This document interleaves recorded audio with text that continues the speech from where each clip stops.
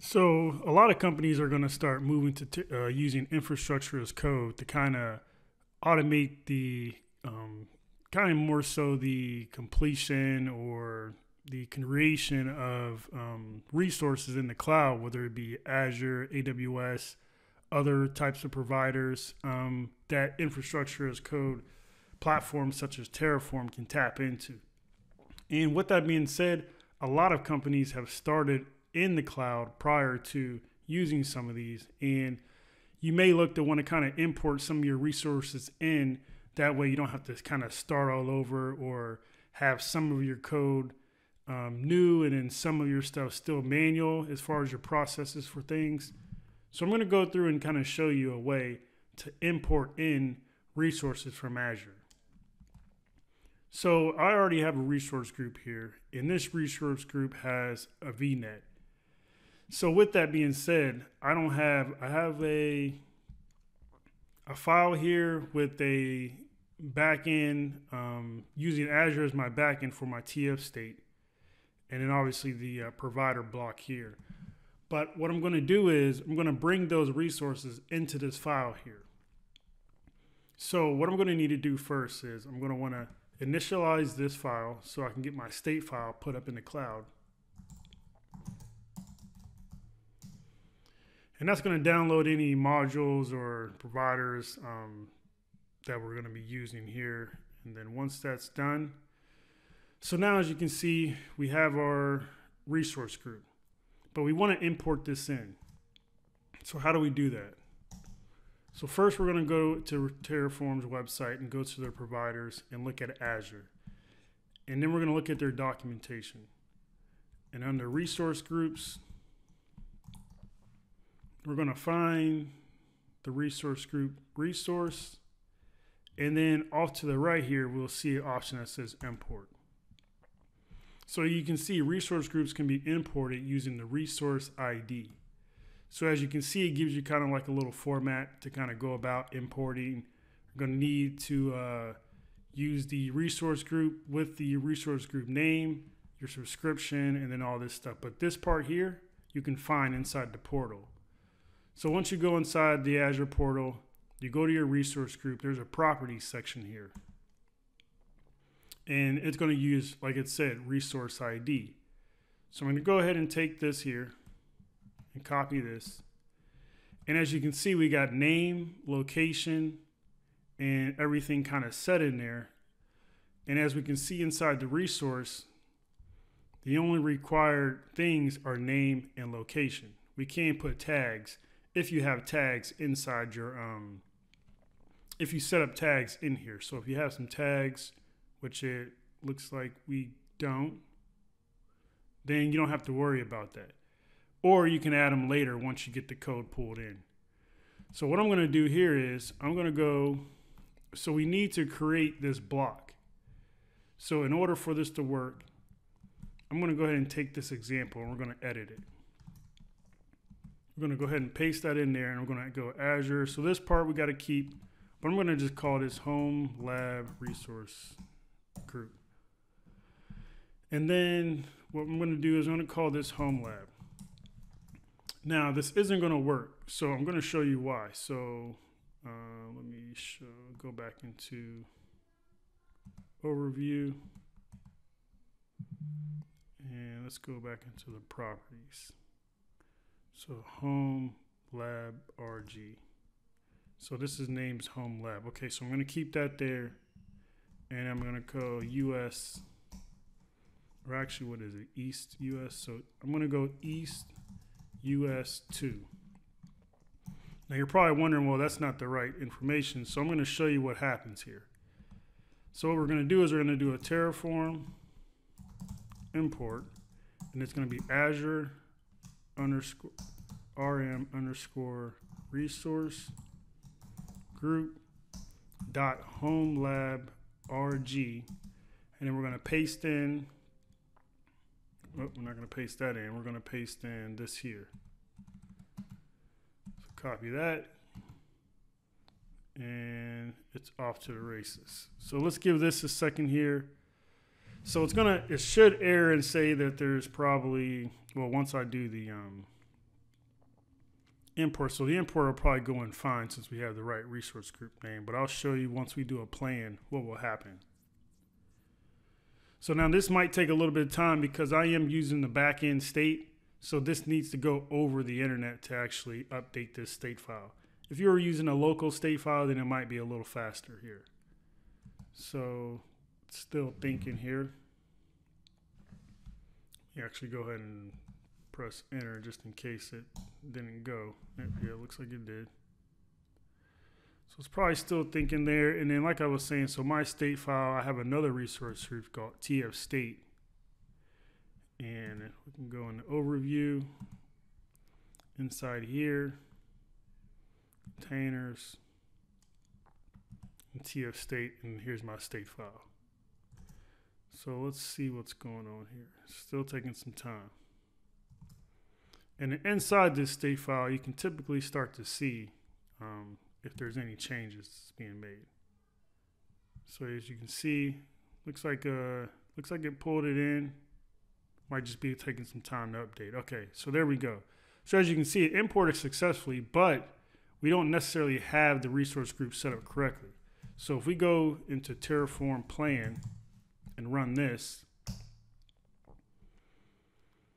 Terraform plan essentially allows you to run a plan against your current configuration and your state file to see if there's any changes that's being made that needs to be made to the cloud provider of your choice in your configuration here. So as you can see, we have a different name from what our resource group here is. So the name is Home Lab RG. We have Home Lab. So as you can see, what's going to happen is it's going to be replaced. So this is going to force a replacement. We got the wrong location and the wrong name. So we need to actually update these so that there is no replacement. So let's go back up in here. And this is actually a good way to kind of make sure you can easily find what needs to be updated. So Home Lab RG and US East, or East US. So now if I do a Terraform plan again, after I save that, it should come back with a node configuration changes found. So once that comes up, and then that kind of then now tells us that our basically our configuration matches our cloud information, and if we were to do a Terraform apply, no changes would be made. And so then you can go forward with making new changes to, like, say, this resource group, whether it's adding tags and things like that. So now we're going to go ahead and bring in our VNet. So if we go to resource groups here, we're going to go to virtual network. So if you don't know exactly what you're looking for, the right group, you can kind of type in the names and it'll kind of show you. So we're going to go to import here. And down, as you can see, we're looking for resource ID as well there. So we're going to go to the VNet. Then we're going to go to properties. And then looks like we got, this is our resource ID. And then again, you can go in and take this example block. So we're going to look for required. So anything that's required, we need a name is required, resource group names required, address space, location. So those are all things that we need. So I'm going to go and find virtual network. Oops, jumping around on me. So let's take all of this here, and we only need it to the first subnet. So we're probably going to have to add an extra. And let's go ahead and throw that in there. And let's add our last closing bracket. So our subnet now, again, if we can go in and find where these are at and update like the name, any subnets and stuff that we have. Like we have a subnet name internal, but we're just going to go ahead and call this Home Lab VNet. Let's save that, and then we're going to go ahead and do a Terraform import, and let's take this command down. Oh, not the command. We want that properties again. So if we go into the properties here, copy that and paste that in there. And then now we just go ahead. Oh, well, we need the, go ahead. We got to add the Azure RM Virtual Network Home Lab VNet. RM underscore vert dot home lab VNet.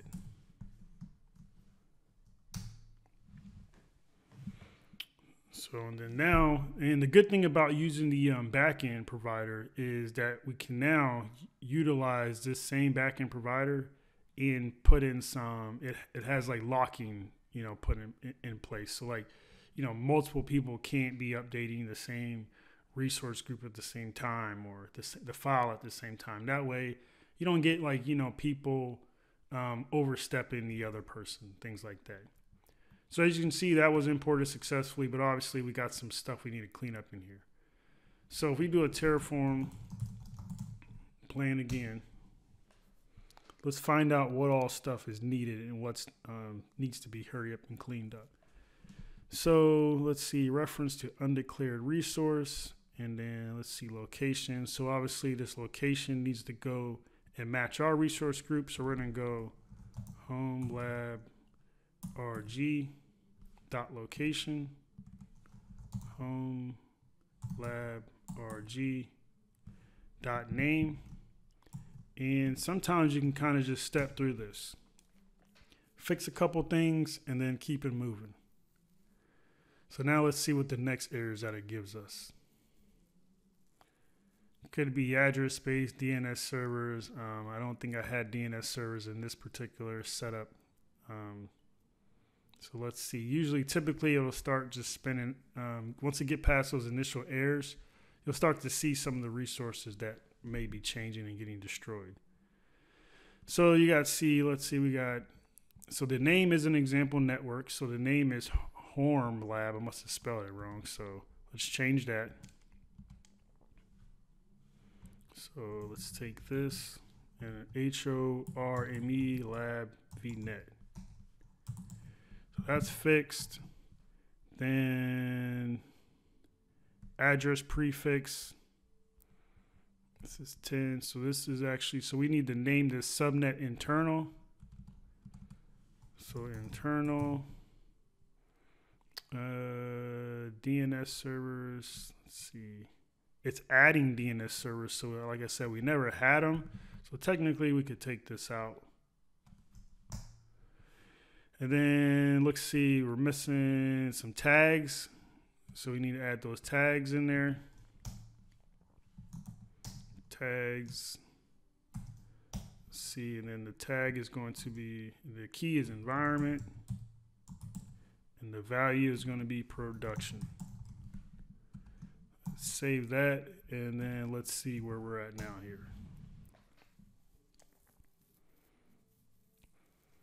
So now this probably, if I haven't missed anything, should have our configuration up to date.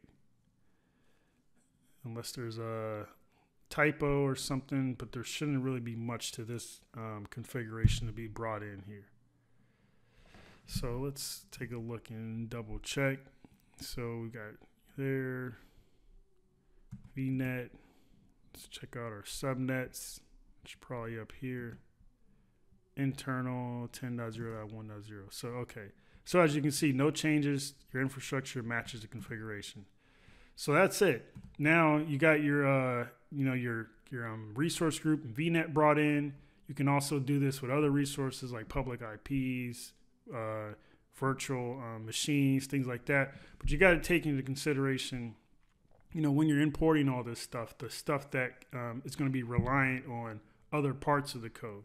So whether it be variables, things can kind of get tricky. So you want to make sure you take it slow, bring in what you can. That's why it's always kind of best, anything net new. Some people kind of go just net new. Anything new will be can rate it with Terraform. And if they can get back to the old stuff and bring it in, then, maybe that'll help there. But yeah, if you have any questions with any other types of imports you're trying to do, drop me a comment down below. I'll be happy to help you. Again, you can also check out, bring it up here, my website, letmetechyou.com. I got a lot of other different labs, and then also a kind of a guided walkthrough to kind of show you the same thing we went over today. So again, thanks for tuning in, and hope to see you next time.